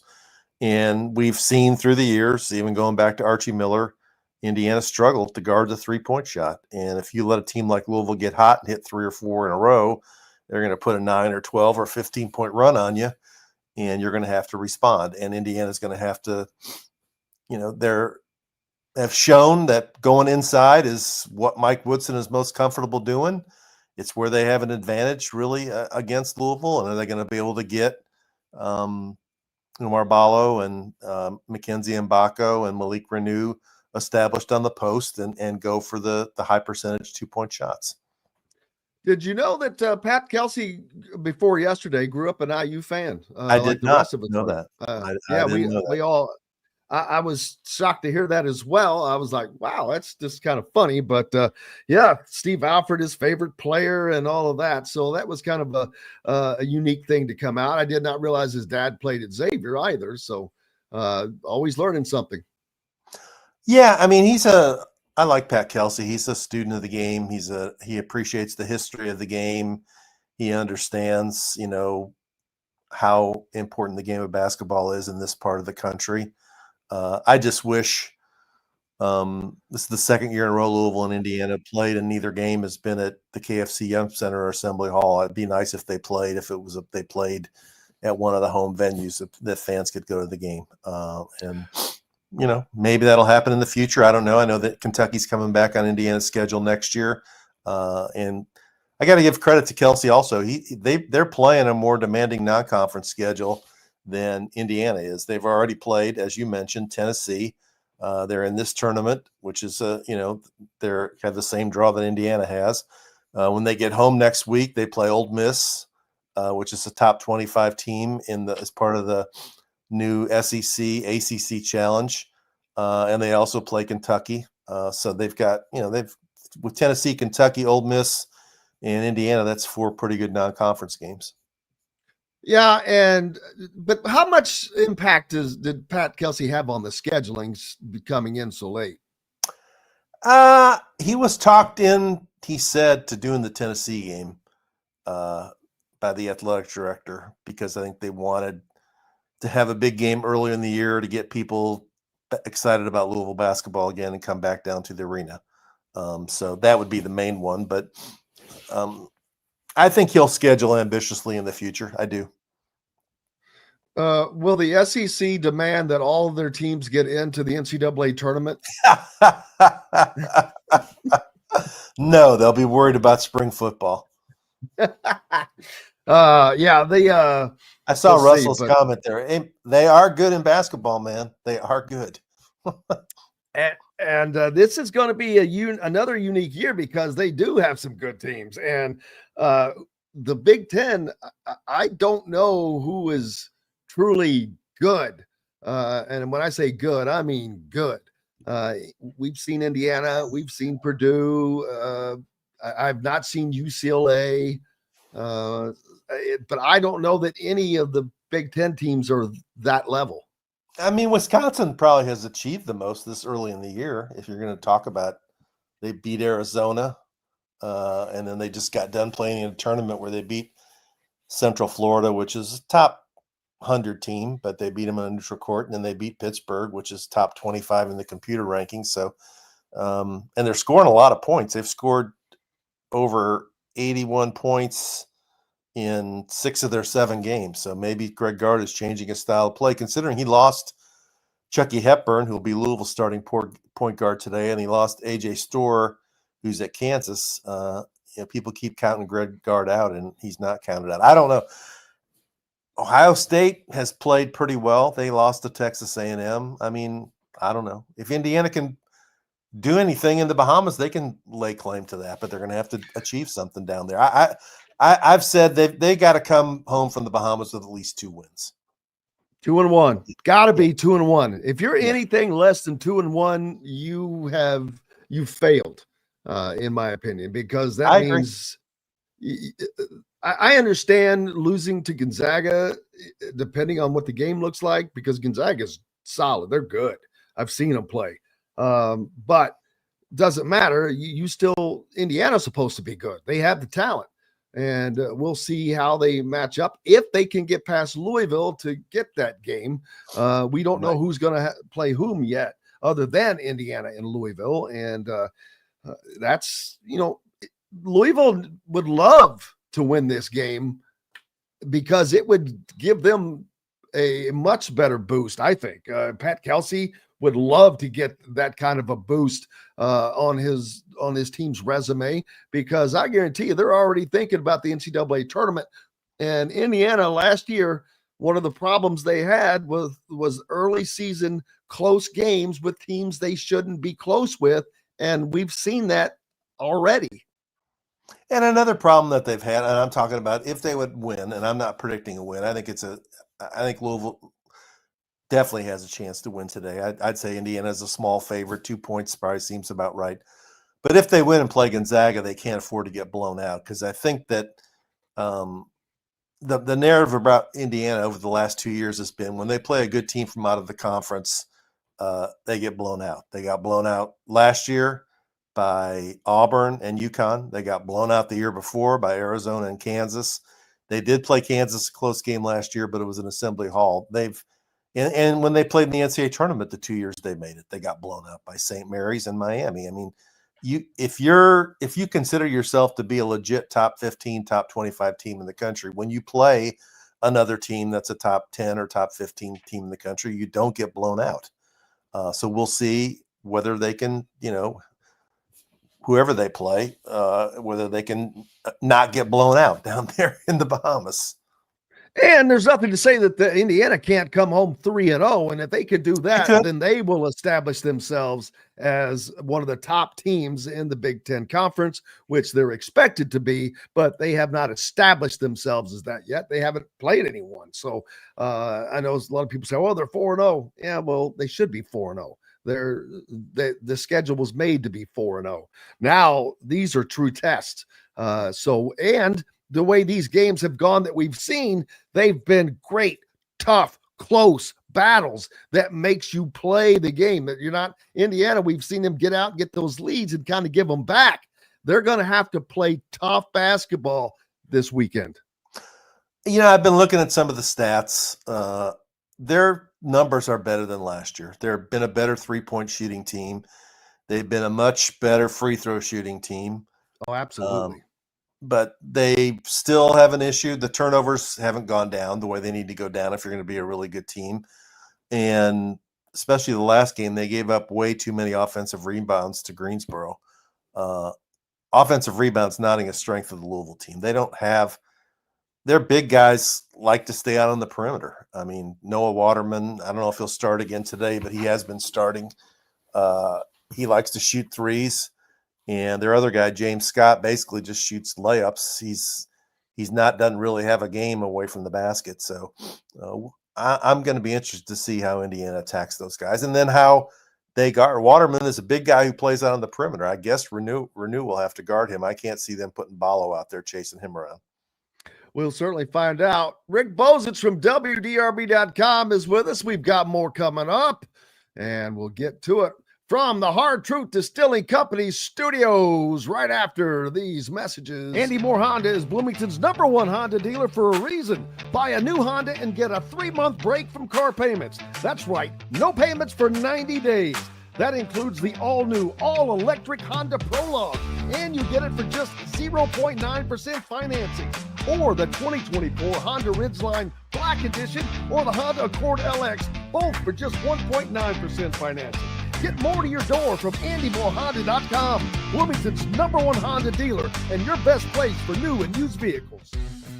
When it comes to apparel and promotions, Freethink has you covered, literally, whether it's 24 or 200 shirts for sports leagues, businesses, or groups. Freethink Apparel and Promotions can also create your very own merchandising store. Freethink Apparel and Promotions did it for Indiana Sports Beat Radio, and they can do it for you. Whether it's screen printing, embroidery, digital printing, promotional products, vehicle wraps, or anything else under the promotional line. See what Freethink Apparel and Promotions can do for you at freethinkapparel.com. Enjoy healthy, delicious meals at home without the hassle with the Fresh Fork. Chef-curated, ready-made meals delivered right to your doorstep. Proudly fueling IU athletes and now available to you with a menu that's always fresh and diverse, from hearty proteins to fresh salads. The Fresh Fork empowers you to make better food choices without compromising. Let the Fresh Fork help transform your lifestyle for a healthier way of living today at thefreshforkonline.com. Use promo code RADIO20 and get $20 off of your first order. Hungry for something a little different? Well, head to the Rusty Gator Fork and Ale in Bedford, where oceanic flavors meet southern charm with a Cajun flair, like their loaded voodoo fries, gator bites, or jambalaya, and so much more. The Rusty Gator also has live music each Friday and Saturday night with some of the best local and regional artists around. Visit the Rusty Gator Fork and Ale in Bedford and get your Cajun on. Located on 325 acres in beautiful Brown County, Indiana, Hard Truth Distilling Company is the biggest and the best craft distillery around. while Hard Truth is already known for producing internationally awarded whiskeys and spirits like Hard Truth's sour mash bourbons, sweet mash, and hard road ryes, as well as their cinnamon vodka and the always popular toasted coconut rum. Hard Truth Distillery offers so much more. With a full-service restaurant, ATV, and distillery tours, as well as live music, you can spend an entire day at Hard Truth Distillery while making your entire family or group happy. And that's the Hard Truth. Hard Truth products are available across Indiana, as well as many other states. So no matter where you shop, if they don't carry your favorite Hard Truth product, tell them you want the truth, the Hard Truth. Hard Truth Distilling Company encourages you to enjoy all of their products responsibly and to never drink and drive. Talented team, well coached, guys that can make the long ball. Got bigs that are active, prior, and a lot of talent, and this will be a big test for our ball club to see where we are as a team. And I'm just kind of anxious to get to the game to see where we are. That was Mike Woodson talking about taking on the Louisville team that they faced today at the Battle for Atlantis in the Bahamas. And if they got past Louisville, they get the winning lottery ticket of playing Gonzaga more than likely, which I don't know how much of a win that is, but but looking forward to some great hoops, but also some great football, man, as the college football poll, newest poll out last night, and Indiana drops down to 10th, but that means they're in with a win, basically. All they have to do is beat Purdue and their win, although earlier we were talking to Dylan Sinn, and he laid out a couple scenarios that Indiana currently is the last at-large bid. And we still have Texas A&M, who is lurking out there, because if they beat Texas, then they get to go to the SEC championship. And if they win the SEC championship, automatic bid. And I don't know that all of that comes to fruition. But even if Texas A&M makes it into the championship and loses and gets a fourth loss, do you think that they still get in? Texas A&M with 4 losses? Yes. No, I don't think they'll get in. They just lost to Auburn. I mean, I agree. They would be the only conference champion loser that I think would be impacted by that, unless the Big 12 maybe. That was definitely an impact, probably. No, I think the doomsday scenario would be if they would beat Texas, and that game is in College Station, I'm pretty sure. It is. And then they go to Atlanta and beat Georgia, which I guess they could. It's a football game, and anything can happen. They could win that and get in. The best thing Indiana needs, I think they need to beat Purdue convincingly. I'm not saying the point spread to me is. I'm surprised it's 29 or whatever. I'm shocked. I was shocked to see that. I'm not kidding. I was like, it's a rivalry game, and the weather's not going to be great, right? Isn't it going to be really cold? And it's going to be cold. And let's be honest, the offense has not looked like the offense in a couple of games. Granted, they played Michigan and Ohio State. Right. So Purdue's got nothing to lose. They played better recently against Michigan State. It's going to be a legitimate challenge for Kurt Cignetti and the coaching staff to get his team to not feel like a letdown. And I'm not sure what the crowd's going to be like. The students are gone if it's cold, and I don't know if losing to Ohio State takes some of the juice out of the fan base to go out there on a Saturday night at 7:00. We'll see. A lot of questions, but they need to win that game by at least 20 points, in my opinion. Yeah, I was thinking 3 scores. And the crowd, they've got to play a part in that. If they want a good program like they seem to want, then you have to act like a good program. And that means having the home support at all the time, especially for big games. And just because Purdue's 1-10 doesn't mean this isn't a big game. You have to win it to stay in it. Number one, it's a rivalry game. Number two, and the students aren't here, so they need other fans more than ever. And so if Indiana fans really want that program, they have to support that program. Yeah, the temperature can't be a factor. The time of day can't be a factor. It's the old Oaken Bucket game that Indiana has not won since 2019. Is that correct? Yep. And they need to, come out and finish the season in a way that would put them in the playoff, and then playing a game at Penn State, the first round of the playoff. There are worse things you could hope for. I mean, I don't think Penn State is some juggernaut that Indiana. I know they've only beaten them like twice in the history of the series, I think, but going against James Franklin's team, I don't think there's a lot worse assignments you could be facing out there if you're Indiana. Well, and they'd also be playing against their old coach, Tom Tom Allen. Allen. Right. Now on running the defensive coordinator. So that would be certainly a unique situation. I hate to see conference games, even though Louisville or Indiana has not played Penn State this season. I hate to see conference games this early in the college football playoff. But it is what it is. It doesn't matter. Something else, Indiana, in addition to signing Curt Cignetti to that extended contract, part of that was boosting the assistant coach's salary pool to $11 million in total.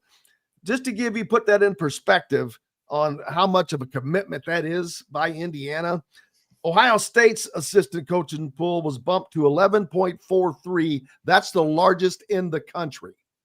So that is an investment by Indiana into football without question.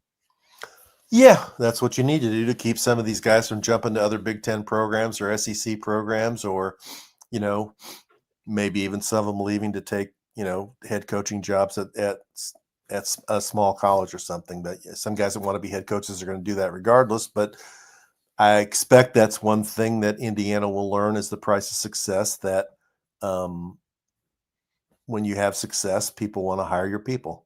And if they can't get Cignetti, they might want to get Brian Haynes or Mike Shanahan or Sinceri or one of those guys. So, Cignetti's been around long enough that he knows people in the business, and I'm sure he was part of Saban's staff. Saban got rated every year. He'll have to get out there and get people on board again.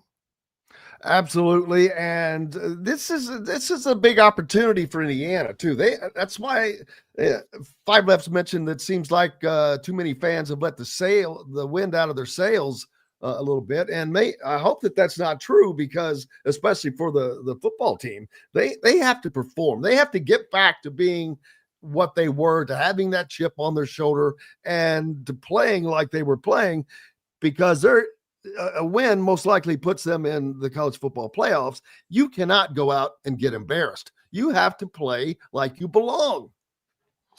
Yeah, you do, because the narrative has been said about Purdue, and that Purdue is the worst team in the Big Ten, which they have been for most of the year. And rivalry or not, you can't let this be a close game. You got to win this game convincingly, because people will be watching, and there are enough Indiana doubters out there that if you give them any other evidence or any other material to say, see, I told you they weren't that good, they're going to push that narrative as more than they have in the last couple of weeks.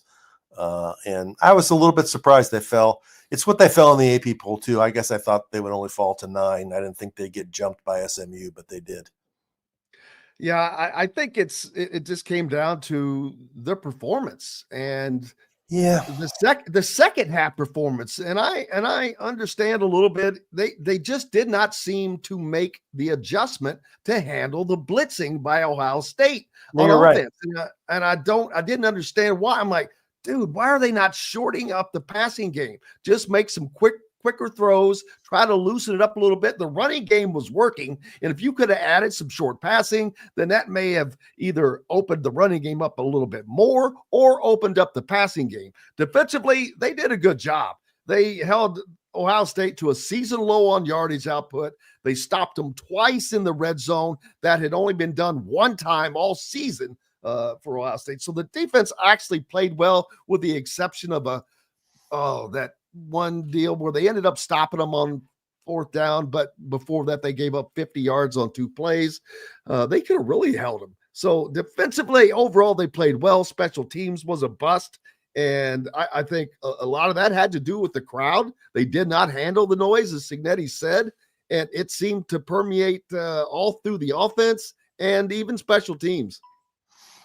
Yeah, I agree. There's 4 or 5 plays that really killed them. Obviously, the motion play that some people say was a bad flag killed their momentum the second time they had the ball. Evans not catching the punt and losing 23 yards. It wasn't just that he'd fumbled the punt. They lost 23 yards on that play. and then the punt for the return, not only did he not kick it where he was supposed to kick it, according to Signetti, it was like a punt that rolled on the ground. It wasn't, there were guys down there who weren't sure-handed in their tackling or weren't aggressive enough. That should have been an 8 or 10 yard return at the most. And then, as I agree with you, it was very obvious that the offensive line couldn't hold up against the blitzes. They didn't know where they were coming from and couldn't block them. And so any kind of longer passes weren't going to work because he wasn't going to have time. And after a while, I think Rourke got a little bit gun shy of, like, he knew he wasn't going to have time. So yeah, some draw plays or some screen passes or whatever might have helped to keep the pressure down. And then even the onside kick at the end, I guess you have to do that to try and play for the win, but it led to that last touchdown, and 38-15 in retrospect looks a lot worse than 31-15. And the defense didn't hold up, let that long run there. So all those things together, they were never going to win the game, but it should have been a closer game. Absolutely. And I think that it also gives Indiana fans some perspective and how this team needs to still improve, although that they've greatly improved, right? But the talent level has to grow. And this is nothing that most people don't already know, and that process has started. I noticed earlier, we're starting to see a lot more of these higher level recruits with Indiana, the IU Trident on their little edit of final schools, where you've never seen that before in football. Yeah, I mean, it's obvious Ohio State had bigger, stronger, more talented guys. I mean, you look at that freshman wide receiver they have. Indiana didn't have a guy like that, but most teams don't have a guy like that. You look on the defensive line, Indiana's defensive line is good. Ohio State's is better. And Ohio State, even though they were down 2 starters on their offensive line was better. The hardest thing, in my opinion, to build on a really good team are the offensive and defensive line, because there aren't as many of those dudes around who really have the kind of elite quickness, agility, athleticism that you have to be really good at the top level of college football. They're going to be NFL guys.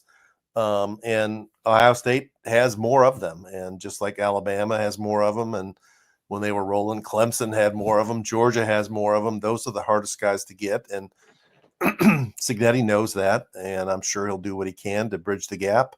But it's hard to do because it's a small pool you're recruiting. Now, you can always find running backs, I think, and you can find receivers and you can find quarterbacks, but offensive and defensive linemen, in my opinion, are the hardest thing to find, the guys who are really elite guys. The $20 million payroll helps with that. It does. Didn't it also seem like to you, and I know they were the home team, it's like Ohio State had like 3 times as – when they came out on the field, they're like 3 times as many players as Indiana. It looked like they had 150 guys, and Indiana had like 20. It reminded me way back when I was a young lad and I was coaching freshman football at Floyd Central, and we went over to play. It was either St. X or Trinity. I cannot recall. And at those schools, I think freshmen had to play a sport. But anyway, they were very well known for football anyway. They were one of the top and are the top programs in the state.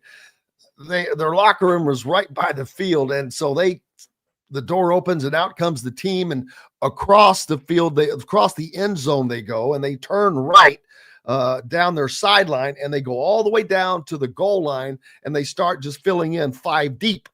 And they do that at every 5 yards, and it didn't stop until they were all the way down the field. You're like, gee, I look behind me and I had 27 kids. And I'm like, what the hell are you going to do with this? But yeah, it makes a difference. But man, I hope you have a great Thanksgiving, my friend. You and your family. Thank you very much. Enjoy the weekend. I will. I'll see you. I won't be there Saturday. I got to go to Louisville, Kentucky, but I'll see you probably at a basketball game soon. Sounds good, buddy. Rick Bozich from WBDRB.com joining us here on this pre-Thanksgiving Day. And big thanks to everyone for joining us here, especially each and every one of you. Without you, we've got no reason to be here. I hope you're all going to have yourselves a great Thanksgiving weekend, whatever that entails, whether it means nothing, whether it means eating or sleeping, whatever you want to do, enjoy the heck out of it. Appreciate you guys. I'm Jim Coyle. I will see you on the radio. Thanks for listening to Indiana Sports Beat Radio. Be sure to subscribe to our YouTube page for more clips and team coverage of Indiana basketball, football, and more. You can also find full episodes and tons of other content on thehoosier.com. We'll see you next time for another edition of Indiana Sports Beat Radio. Thanks for listening.